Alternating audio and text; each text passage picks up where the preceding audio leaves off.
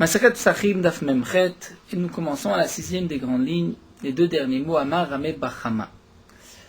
Hade Rav Chizda Veraba.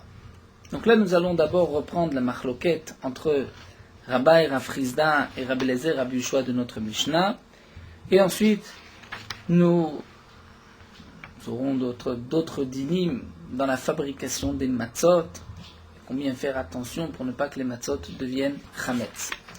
Donc tout d'abord, nous allons reprendre notre machloket pour pouvoir continuer le fil de la Gemara.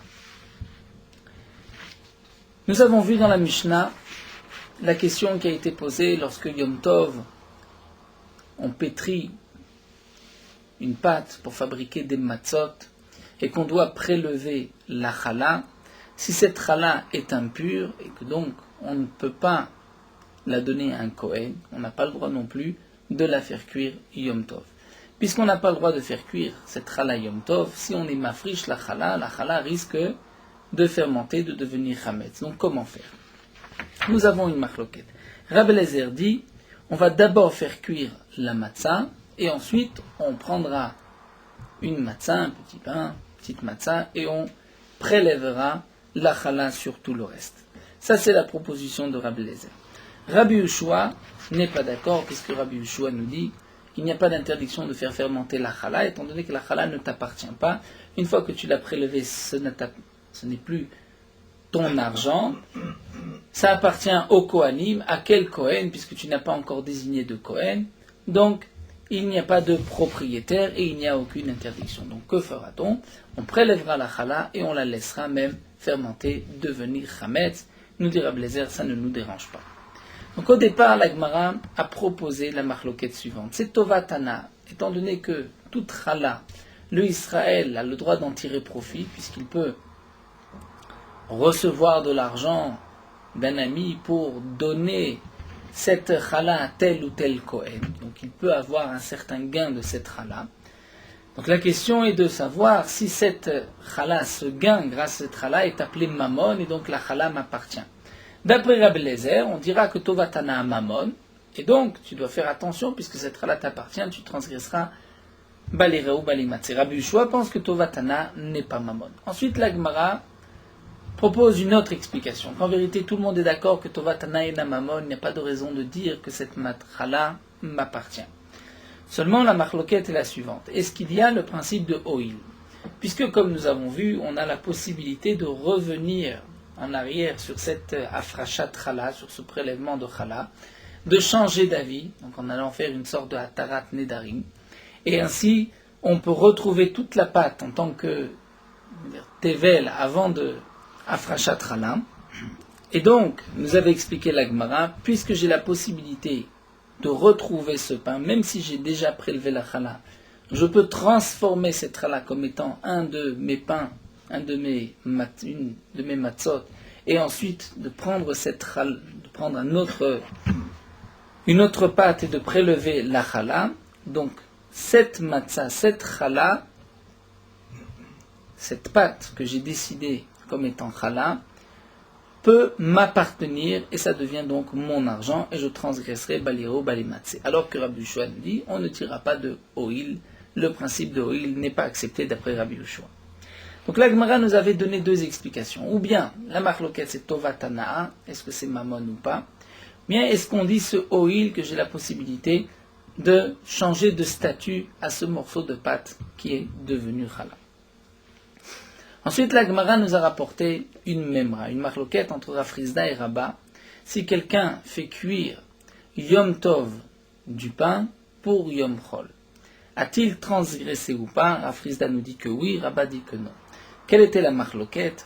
Nous avons vu que, d'après Rava, pourquoi il n'y a pas de malkout, puisque peut-être des invités viendront encore Yom Tov et pourront se servir de cette nourriture que j'ai fait cuire Yom Tov, donc il n'y a pas de raison de dire qu'il a transgressé Yom Tov, alors que d'après Rav Chizda, loqué, puisqu'on ne dit pas de Hoïl.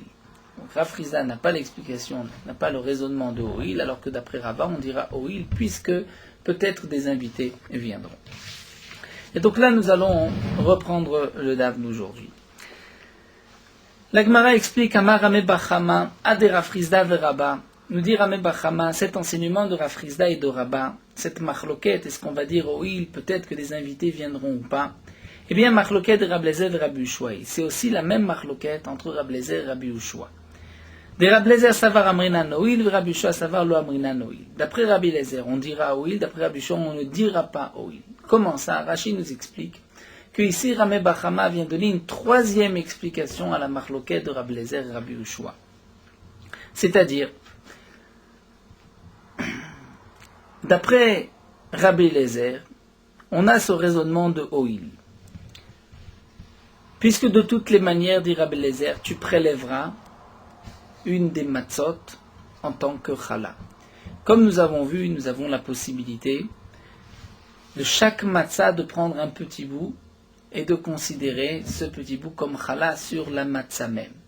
Donc en vérité, toute matzah, je peux faire cuire pendant Yom Tov n'importe quelle matzah, puisque cette matzah, je vais moi-même en profiter et je prendrai un morceau de chala de cette même matzah que je mettrai de côté. Puisque tout le problème pendant Yom Tov, c'est de prendre la chala et de la faire cuire. Étant donné qu'on ne pourra pas la donner, elle ne sera pas consommée, je ne peux pas faire cuire un morceau de pâte qui ne va être consommé par personne puisqu'on est un jour de Yom Tov. Donc Rabbi Eliezer nous dit, puisque tu as la possibilité de prendre de chaque matzah chala sur la matzah, et donc, de cette manière, tu pourrais faire cuire chaque matzah, même si en fin de compte, je sais que tu ne prendras qu'une seule matzah pour toutes les matzot, et tu diras, c'est ça la chala pour toutes les matzot, tu as le droit maintenant de faire cuire chaque matzah.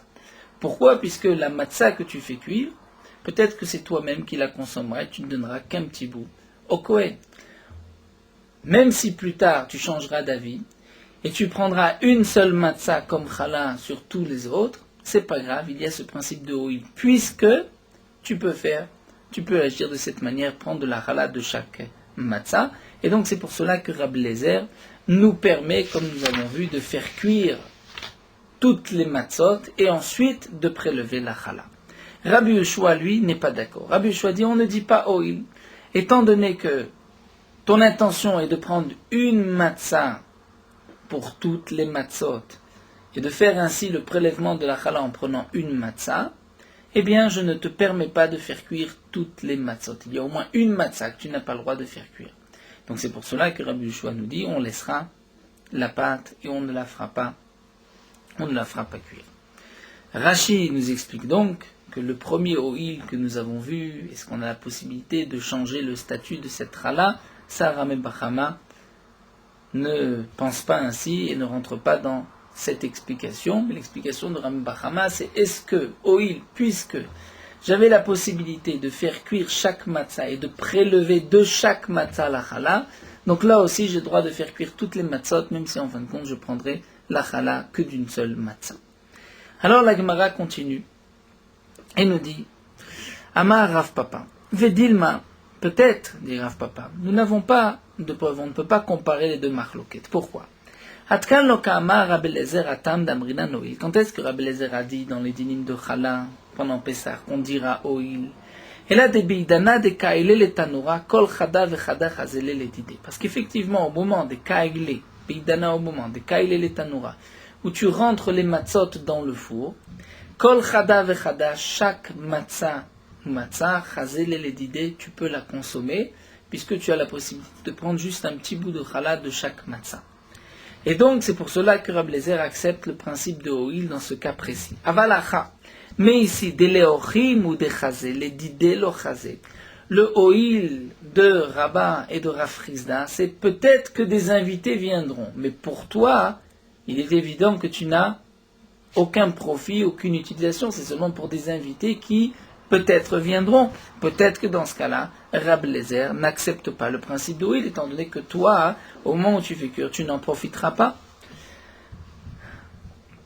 Ima achinamed lamrinan oïl, peut-être que dans ce cas-là, Rabbi Eliezer ne dira pas oïl. Donc comment toi, Ramé Bachama, tu veux comparer les deux marloquettes, la marloquette de Rav Frisda et Rabba et la marloquette de Rabbi Eliezer, Rabbi Yehoshua, ce n'est pas sûr, peut-être que Rabbi Eliezer, qui accepte le principe de oïl dans la marloquette de Rav Frisda et Rabba, pensera plutôt comme Rav Frisda plutôt que Rabba.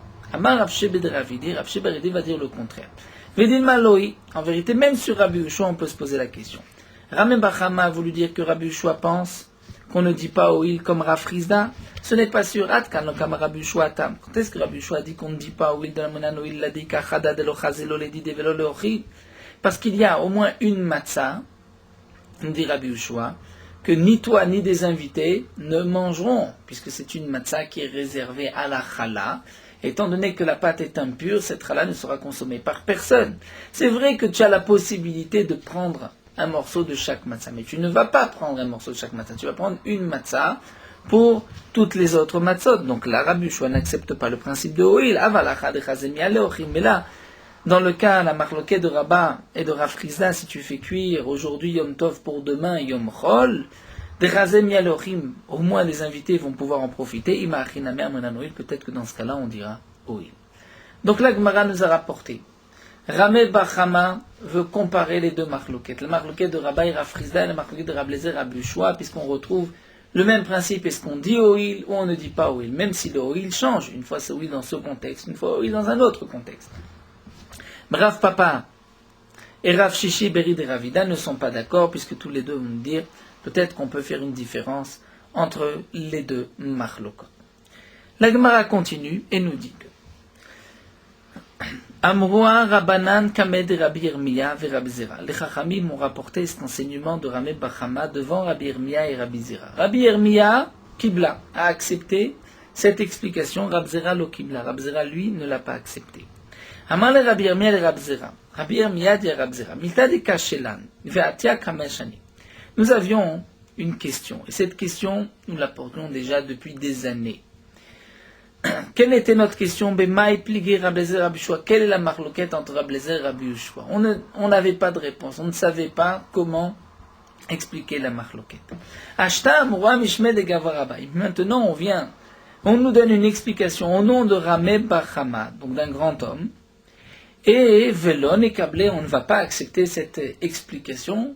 On recherchait depuis longtemps à savoir quelle était la raison de la marloquette entre Rabbi Eliezer et Rabbi Yehoshua. On nous apporte maintenant une explication et tu ne l'acceptes pas, toi, Rabbi Zera. Rashi nous explique que Rabbi Yirmiya et Rabbi Zera ne voulaient pas accepter le pshat que nous avons vu au début de notre Gemara de Tovat Hana'a. Et on aurait pu très bien expliquer la marloquette Rabbi Eliezer et Rabbi Yehoshua. Est-ce que Tovat Hana'a, est-ce que j'ai une propriété? Est-ce que je transgresse si j'ai cette matzah ou pas? Pourquoi nous dit Rashi? Puisque même si on dit que d'après Rabbi Eliezer, Tovat Hana'a c'est Mammon, donc je n'ai pas le droit de la garder, sinon je risque de transgresser Balire ou Balimatzeh. Mais malgré tout, les Chachamim avaient une autre question sur Rabbi Eliezer. Comment se fait-il que tu as le droit de faire cuire la matzah? Puisqu'il y a quand même une interdiction de faire cuire de la chala que tu ne pourras pas consommer. Et donc cette question était suspendue, il n'y avait pas de réponse, jusqu'au moment où Ramé Bachama est venu nous dire qu'il y a le principe de Oil, que puisque tu peux faire cuire chaque matzah et prendre de chaque matzah la chala, donc chaque matzah en vérité est pour toi, donc tu as le droit de faire cuire le tout. Alors Rabbi Zera lui répond, il lui dit à Marlé, comment veux-tu que j'accepte l'explication de Ramé Bachama? Des Tanina, nous avons une braïta. Marlé, Rabbi Yehoshua dit l'idvarecha. Rabbi Yehoshua s'adresse à Rabbi Eliezer et lui dit, d'après toi, Ari Ovem Shumnota Sekol Melacha. Il transgresse l'interdiction de l'otas melacha, puisque toi, Rabbi Eliezer, tu dis qu'on va faire cuire toutes les matzot. Veshatikle, et Rabbi Eliezer n'a rien dit, n'a pas répondu. Et donc là vient Rabbi Zera et dit Veimita, si vraiment Rabbi Eliezer pense qu'on a le droit de faire cuire les matzot par le principe de Oil, comme nous l'a dit Ramé Bachama, alors Lema Letama Didi Mishum Oil, il aurait très bien pu dire mais moi ma raison c'est Oil, le Oil que nous avons vu d'après Ramé Bachama, puisque tu as la possibilité de prendre la chala de chaque matzah. À Marlé, il lui a répondu Veli ta mère, même d'après toi Rabbi Zera, qui ne veut pas donner et accepter l'explication de Ramé Bachama, mais tu te retrouveras avec une autre question. Adetanina bebraïta, ce que nous avons enseigné dans la braïta. Amalo Rabbi Eliezer s'adresse à Rabbi Yehoshua et lui dit Lidvarecha ari over mishum balire ou balimatzeh. Toi Rabbi Yehoshua qui dit que tu laisses la matzah, voici il va transgresser balire ou balimatzeh. Veshatikle, Rabbi Yehoshua ne répond rien. Hariname de lo aderle, Est-ce que là aussi tu vas dire que puisque Rabbi Yoshua n'a rien répondu, ce n'est pas marqué, il n'y a pas de réponse marquée dans la Braïta, donc ça veut dire que Rabbi Yoshua n'a pas de réponse. Pourtant, Akamader Lebe Matnitin, dans notre Mishnah, nous avons la réponse, puisque dans la Mishnah, Rabbi Yoshua dit Lo zeu chametz she'ovrim alav bali matzeh. Detnan lo zeu chametz shemuzarim alav bali matzeh. Sur ce chametz, il n'y a pas d'interdiction de barali matzeh. Pourquoi? Puisque Rabbi Yoshua considère que la matzah ne considère que la chala ne t'appartient pas. Donc tu vois que, et la chatik lebe braïta, Rabbi Yoshua n'a rien dit, c'est-à-dire la braïta qui rapporte la question de Rabbi Eliezer contre Rabbi Yoshua, et Rabbi Yoshua ne dit rien, chatik le ne répond pas, malgré tout mader lebe matnitim, il répond dans la Mishnah. Donc les Mishnayot et les Braïtot se complètent, même si tu vois que dans la Braïta, Rabbi Yoshua n'a pas donné de réponse, ça ne veut pas dire que Rabbi Yoshua n'avait pas de réponse. Mais tout simplement, il a déjà donné sa réponse dans la Mishnah. La Braïta ne rapporte pas toute la réponse. Alors on dira aussi Achiname, Imur shatik lebe matnitin va ader lebe mechlita achite. On dira la même chose que Rabbi Eliezer en vérité. C'est vrai qu'il s'est tu, il n'a pas répondu à la question de Rabbi Yoshua. Comment, toi Rabbi Eliezer, tu dis qu'on va faire cuire les matzot et même la chala, puisqu'on n'a pas le droit de faire cuire la chala, on transgresse le tasekol melacha. Donc Rabbi Eliezer sur le moment ne répond rien, mais Rabbi Eliezer a une réponse ailleurs. Il a la réponse de Oil, comme nous l'a expliqué Ramé Bachama. Donc là, nous avons en vérité terminé l'explication de cette marloquette. En deux mots, nous avons dans la Mishnah la question suivante. Nous avons une pâte impure.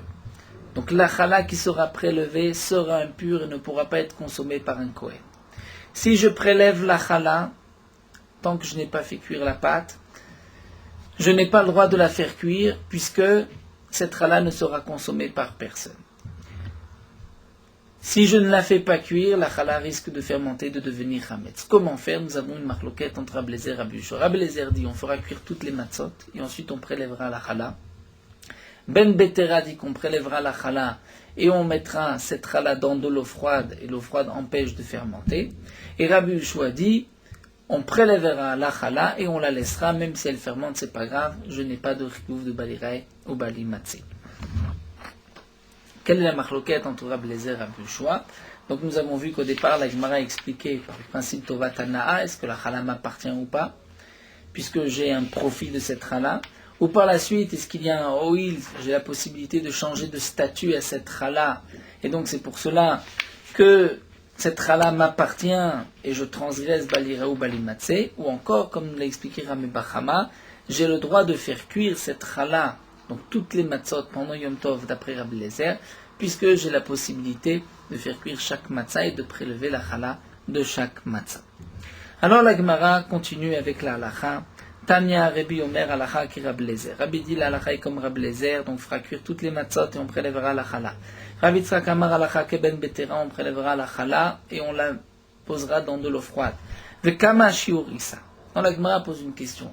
Quelle est la quantité de pâte qu'on va faire cuire pour ne pas rentrer donc dans ce problème de chametz, c'est-à-dire moins on a de pâte et plus rapidement on pourra travailler la pâte, la faire cuire et donc la pâte ne deviendra pas chametz. Rabbi Ishmael Benosh Rabbi Yochanan Beroka Omer Bechitim, si c'est du blé cabine, 2 cabines.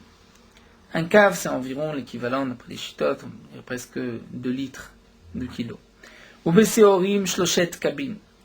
Si c'est de l'orge, c'est 3 cabines. Rabbi Natan Omer Shum Rabbi Eliezer Chilufat Varim, le contraire, puisque d'après lui, l'orge fermente plus vite que le blé, donc il faudra prendre moins d'orge. Vatania, Rabbi Ishmael Benosh Rabbi Yochanan Beroka Omer, pourtant, dit l'Agma, nous avons une braïta, où Rabbi Ishmael dit que Bechitim c'est 3 cabines, ou Beseorim Arba'a cabines. Donc là on voit 3 et 4 cabines. L'Agma dit l'Okash, il n'y a pas de contradiction. Abe Chasirta, Abe Maleta, tout dépend de la qualité du blé. Si c'est du blé, du bon blé, Maliata, donc là effectivement, du bon blé, ce n'est que 2 cabines. Si c'est du mauvais blé, donc qui est moins bon, moins gros, là on pourra aller même jusqu'à 3 cabines.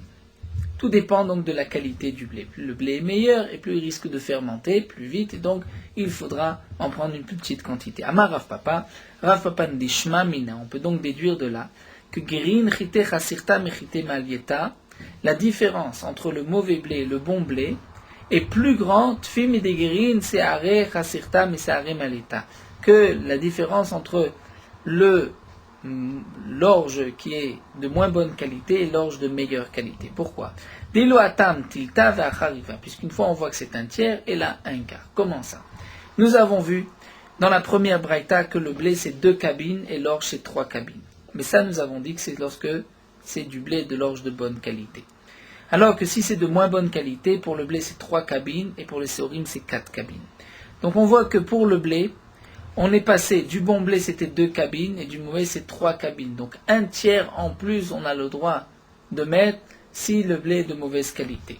Béséorine au départ c'était 3 cabines et maintenant 4 cabines si l'orge est de mauvaise qualité. Donc on voit qu'on a le droit de rajouter seulement un quart en plus. Donc le blé, lorsqu'il est mauvais, il se dégrade, on va dire, un peu plus que l'orge qui est de seconde qualité. La Gemara continue à Marav, Kava Melugna l'épisra. Rav nous dit c'est un Kav Melugna de cet endroit de Lugna. L'épisra, c'était pour Pessah, on n'a pas le droit de pétrir plus qu'un Kav puisqu'on risque de rendre cette pâte Hametz. Vechen le chala, de même pour l'obligation de prélever la chala. Lorsqu'il y a le Kav Melugna, on peut prélever la chala. Et pourtant, devant la Gemara Vatania, nous avons une braïta que nous avons vue dans Masechet Shabbat. Quelle est la quantité de chala? Chameshet revaim kemach ve'od. Lorsque nous avons 5 quarts de kemar ve'od et encore, nous avons l'obligation de chala. Donc Rashi nous explique exactement le calcul.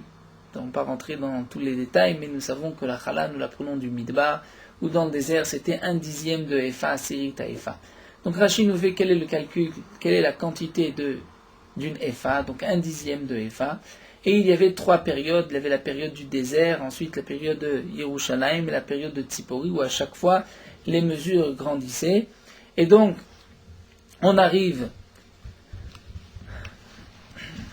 dans la mida de Tzipori, on arrivait à 5 revaim kemar, c'est-à-dire 5 quarts de farine, ve'od, et encore un petit quelque chose, c'est chayav bechala. Donc la question de la Gemara, c'est comment se fait-il que Rav nous disent qu'un kav milugna'a, nous avons l'obligation de chala, alors qu'on voit qu'il faut 5 revaim, 5 quarts de kav, donc c'est en vérité un kav et plus. L'Agmara répond, Achikama, kava milugna name aishurakai. En vérité, le kav de cet endroit, il correspondait aussi au shiur de chala, de l'obligation de la quantité de pâte qu'on doit avoir pour prélever la chala. Amar Rav Yosef nous dit, Anena Shedidan. Nos femmes ont l'habitude, l'habitude les mifé kapiza l'épisra. De chaque fois, pétrir et de faire cuire une petite quantité. Kapiza, c'est 3 lugim, nous dit Rashi, pour Pessah, donc une petite mesure, pour ne pas que la pâte fermente et devienne chametz. Amarle Abaye. Abaye lui a dit, Maïda techa. Qu'est-ce que tu penses? Les khumra, qu'en fin de compte tu as fait une khumra, puisque tu vas prendre de plus petites pâtes, donc tu risqueras moins d'avoir du chametz, mais c'est une khumra d'atelidi kula. Cette khumra t'amènera à une kula. Dire par la suite, tu ne pourras pas prélever la chala puisque tu n'as que 3 lugim. Amarle, il lui a dit, pour prélever la chala, j'ai une possibilité d'avdan qui Rablezer. Je fais comme Rablezer. Etnan Rablezer Omer Arodé venoten les sal, la sal metzafam le chala. Rablezer dit, lorsqu'on prend le pain, on décolle le pain du four et qu'ensuite on met le tout dans un panier, eh bien le tout s'associe, on a l'obligation de chala. Donc parfois, même si on a pétri des petites pâtes, mais qu'ensuite on met le tout dans un panier ou dans une armoire, même dans un congélateur, il y a une obligation de chala, un tsirouf de chala. Donc de même pour les matzot, c'est vrai qu'au départ on prend des petites quantités, mais ensuite on met le tout dans un panier et on a l'obligation de chala.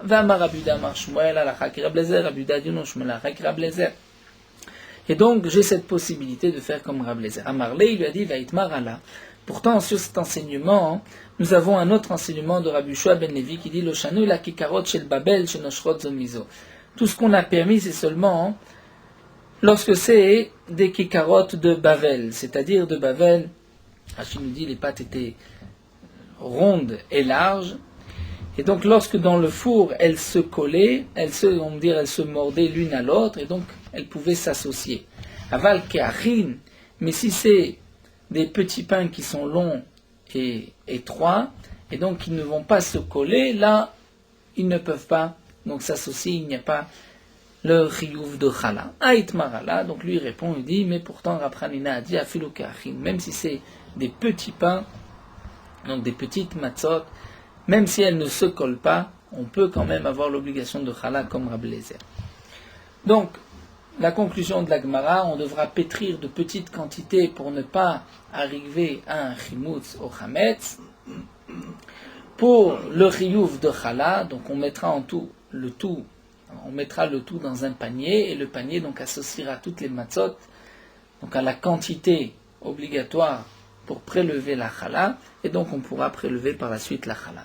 Rabbi Yirmiyah pose la question suivante. Tabla shenla lavzalzin. Si nous avons une plaque, une table qui n'a pas de rebord, Mao, est-ce que cette plaque, cette table peut associer toutes les matzot qui se trouvent dessus? Tor keli bainan ve'aleka, est-ce qu'on a besoin de l'intérieur d'un keli? Il n'y a pas, puisqu'il n'y a pas de rebord. Odilma avir kli bainan. Nous avons besoin de l'espace qui est au-dessus du keli, ve'aleka, et là aussi c'est bon, tekou, donc ceci reste en tekou, c'est un safek.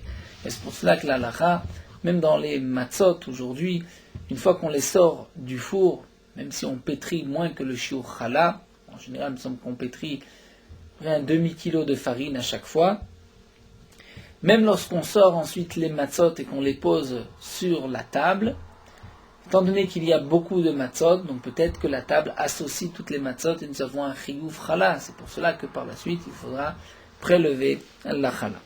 Taner Rabbi Eliezer Omer asal metzarfam. Dans la Mishnah, nous avons vu que Rabbi Eliezer dit le sal metzarfam, et la Gemara reprend, nous avons une braïta, Rabbi Eliezer dit le sal, le panier metzarfam associe le tout.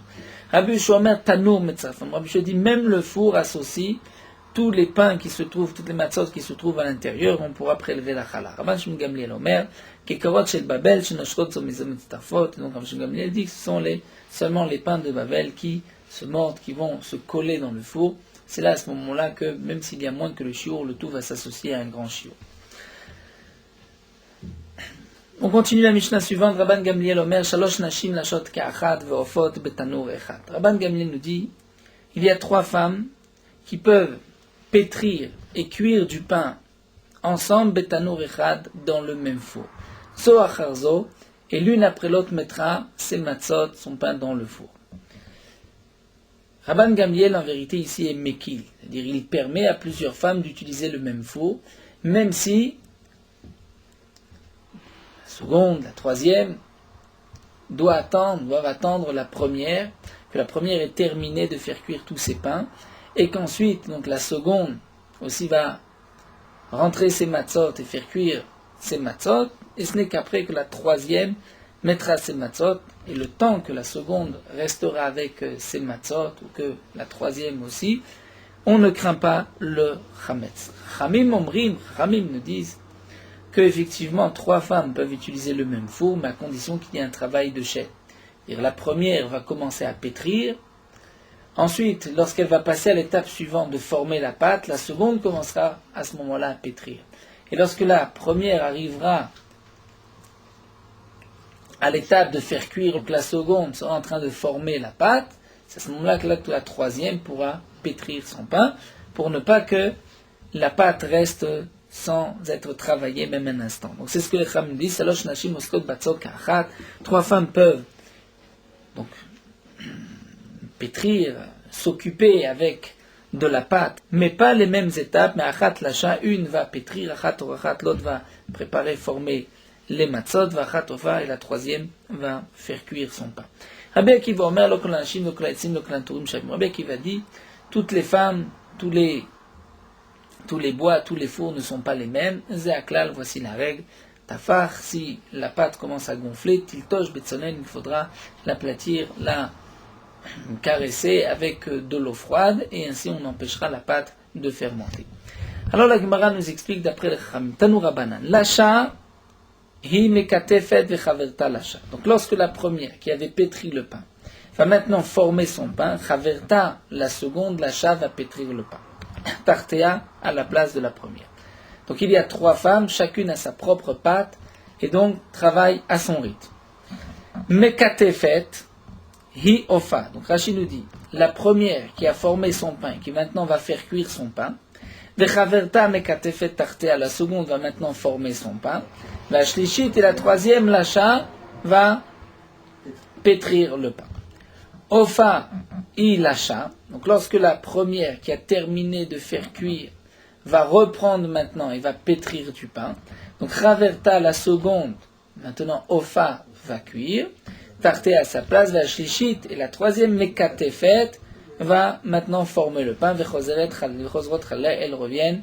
Donc Khalila, c'est-à-dire Rachid, comme un cercle, c'est-à-dire l'une après l'autre. Kolzman, Shoskot, Babatsek, Noval Dechinut. Tant qu'elles sont occupées à travailler la pâte, il n'y a pas de Chametz.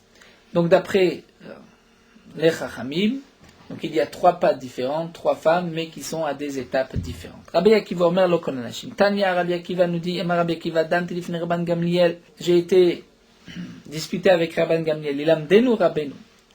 Que tu nous apprennes notre maître. Benashim zrizot ou benashim shen zrizot. Lorsque tu nous as dit, toi Rabban Gamliel, que trois femmes peuvent pétrir, former et cuire en même temps, mais c'est l'une après l'autre dans le four. Il s'agit de n'importe quelle femme, même des femmes qui sont moins zrizotes, qui ont moins d'entrain, ou bien be'etzim lachim ou be'etzim yeveshim. Tu nous parlais de bois qui était humide, donc qui ne brûlait pas aussi bien que le bois sec, ou tu ne parlais que du bois sec. Betanucham ou betanutzon. Tu parlais d'un four qui était très chaud, ou même d'un four qui était froid. Hamarli en lecha elama shenachshanu chachamim. Ici, le Hamarli nous pose problème, puisque si c'est la réponse de Rabban Gamliel, on ne comprend pas la réponse. C'est pour cela que certains donc, enlèvent les deux mots Hamarli et ont une autre version. En lecha el hamashenu. Donc c'est la suite, c'est Rabbi Akiva qui dit, donc nous n'avons que l'explication des Chachamim, Zeaklal, et Tapar, Tiltosh, Betzonen. C'est-à-dire si la pâte commence à gonfler, il faudra la taper, la recouvrir d'eau froide, et à ce moment-là, la pâte va arrêter de fermenter, ne restera matzah. Nous continuons avec cette Mishnah, Seur Gisaref.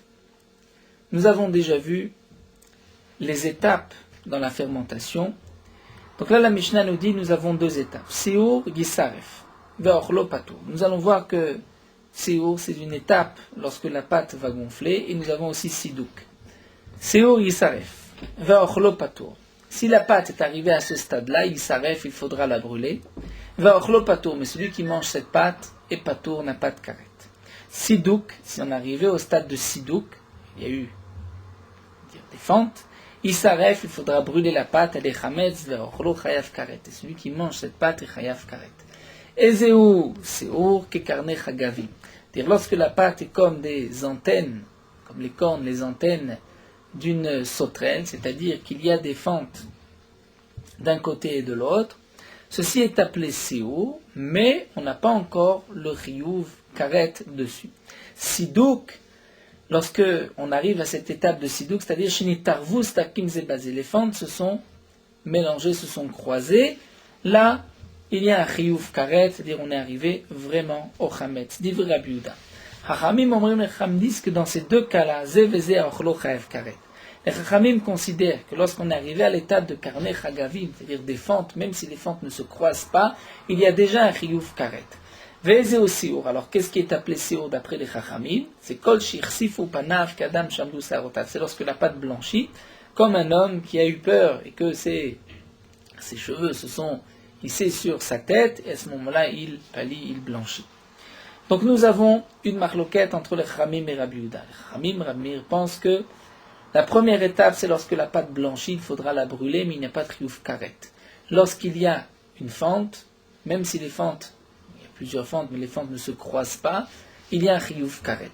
D'après Rabbi Yehuda, lorsqu'il y a des fentes, il n'y a pas de Riyuv Karet. Lorsque les fentes se croisent, il y a un Riyuv Karet. Tanu Rabbana, nous avons une braïta et Seur.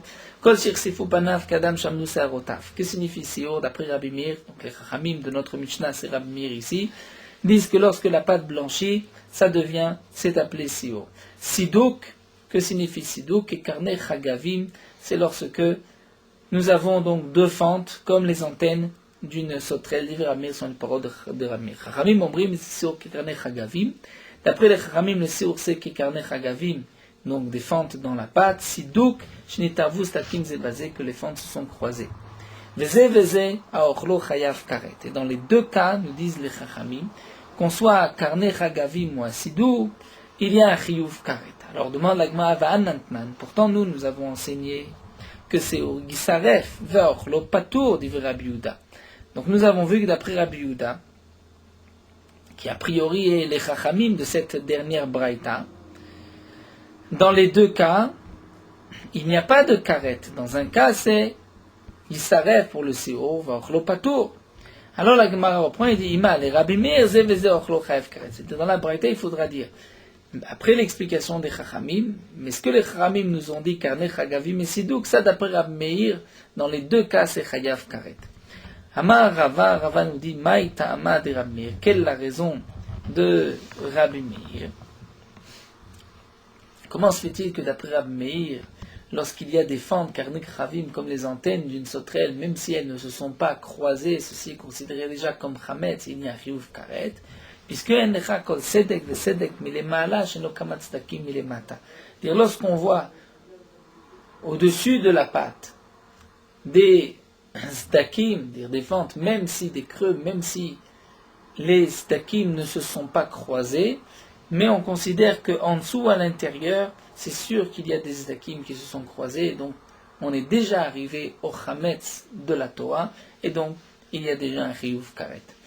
Donc là, la Gemara nous a expliqué la marlouquette entre Rabbi Yehuda et les Chachamim, Rabbi Yehuda et Rabbi Meir, concernant les degrés de chimutz. Donc là, l'halakha est que lorsque la pâte blanchit, donc c'est déjà du chametz, il faut la brûler, mais il n'y a pas de chiyuv karet. Mais lorsque il y a déjà des creux, des fentes, là il y a un chiyuv karet, on est sûr que la pâte a déjà fermenté. Et comme nous l'avons vu, lorsqu'on a laissé la pâte sans la travailler 18 minutes, c'est le shiur 1000, donc on craint déjà le chametz et on s'abstiendra aussi de manger cette pâte. Nous allons nous arrêter ici.